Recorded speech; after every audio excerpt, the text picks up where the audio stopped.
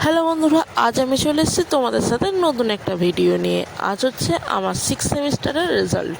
তো রেজাল্ট আনতে যাবো। আর 6 সেমিস্টার বুঝতে পারছো, মানে কলেজের 3rd ইয়ার গ্র্যাজুয়েশন কমপ্লিট। তো চলো বেরিয়ে পড়ি। দেখো আমি বাড়ি থেকে বেরিয়ে পড়েছি। আজ হচ্ছে কি জানো, আমার একার রেজাল্ট, কারণ আমার বন্ধু বান্ধবীদের আজকে রেজাল্ট দেবে না, একজনকে দেবে, বাট সে ট্রেনে করে যাবে। তো সেই জন্য আমি একাই যাব আজকে, মনটা ওই জন্য খারাপ। আর এই করতে করতে আমি অটো দুটো পড়লাম। অটো দুটো পড়ে প্রাকৃতিক দৃশ্য দেখতে দেখতে পৌঁছে গেলাম কলেজে। তবে যেতে যেতে একটু বন্ধুদের কথা মনে পড়ছিল, কারণ ভেবেছিলাম হয়তো সবাই মিলে একসাথে রেজাল্ট আনতে যাবো।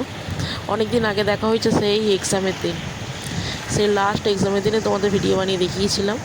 তো সেই দেখা হয়েছিল, মনটা এখন খারাপ, ভেবেছিলাম একসাথে যাব। তো এই করতে করতে চলে গেলাম আমি আমার কলেজে। তো চলো কলেজের ভিতরে ঢুকে পড়ি। আর কলেজের ভিতরে ঢুকে দেখি যে সামনের পজিশানটাই হচ্ছে কি বিল্ডিং ভেঙে কাজ চলছে, মানে মাটি টাটি খোঁড়া হয়েছে। আর বৃষ্টি হয়েছে কদিন ধরে, সেই জন্য এত কাদা যে আমি ক্যামেরাটাই ধরতে পারছিলাম না। নড়ছে তো নড়ছে, মানে একটা ইট দেওয়া আছে, আর দেখো মাটিগুলো সেই জন্যই কাটা। মাটির মধ্যে যদি বৃষ্টি হয় তার মানে কীরকম কাদা হতে পারে বুঝতেই পারছো। এরপরেই চলে গেলাম আমি কলেজের একটু ভালো পজিশানটায়, মানে এইখানটা থেকেই উঠলাম, মানে কলেজের যে দিকটা তোমার টালি দিয়ে লাগানো আছে, তো সেই দিকটা। তো ভেবেছিলাম সবাই মিলে একসাথে আসবো, তো আসা হলো না, কি করা যাবে। যাক, আমি কাউন্টারে গিয়েছিলাম, কাউন্টার থেকে বললো কি লাইব্রেরি ক্লিয়ারের করে নিয়ে আসতে হবে, সেইটা লাগবে স্লিপটা। তো সেটা করে নিয়ে এসে কাউন্টারে চলে গেলাম। সেখান থেকে আমাকে রেজাল্ট দিয়ে দিল অ্যাডমিট কার্ড থেকে, আর লাইব্রেরি ক্লিয়ারের ওইটা নিয়ে নিল। তো এই তো হলো আমার রেজাল্ট। আর রেজাল্ট থেকে যখন বাড়ি ফিরছিলাম তখন দেখলাম যে কলেজটা কি নিস্তব্ধ। তো আমি একটু আশ্চর্য হয়ে গেলাম। তো তোমাদের এর মধ্যেই আমি দেখিয়ে দিই আমার রেজাল্টটা, আর একটু কলেজটাও দেখিয়ে দিই। এই দেখো কলেজটা, আর ওই দিকে কাজ হচ্ছে। তো যতটা কাজ হয়েছে, মানে রং টং করা হয়ে গেছে, তো সেগুলো দেখাচ্ছি। আর দেখলাম যে কি কলেজটা কেন এত নিস্তব্ধ। তো পরে জানতে পেরেছিলাম যে আজ যে 2nd সেমিস্টারদের এক্সাম, তো সেই জন্য এত নিস্তব্ধ। তো এই অবস্থায় আমি একা একা থাকবো, আর ভালো লাগছিল না, কারোর সাথে দেখাও হচ্ছিল না। তো সেই জন্য আমি চলে এলাম বাড়ি।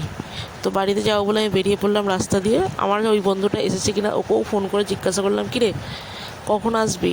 বললো যে ও এখনও মানে বাউরিয়াতে, উলুবেড়িয়া থেকে বাউরিয়াতেও এখনও আছে, আসতে সময় লাগবে, এখন ট্রেন আসার সময় নেই।